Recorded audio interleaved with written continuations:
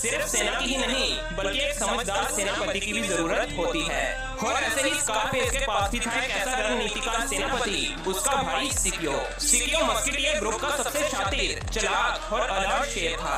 सिकियो patrolling के दौरान सबसे आगे होता था। जब सभी भाई सो रहे होते थे तब भी सिकियो निगरानी करता रहता था। मस्केटियर ग्रुप में सिकियो ही तय करता था कि कब अटैक करना है और कब पीछे हटना है। सिकियो मस्केटियर ग्रुप की आंख, कान और दिमाग था। सिकियो का अपने भाइयों के लिए इतना प्यार था कि उसने अपने भाई स्कारफेस को राजा बनाने के लिए अपनी जान तक दे दी। बाकी सिकियो की इस कुर्बानी के लिए एक लाइक और सब्सक्राइब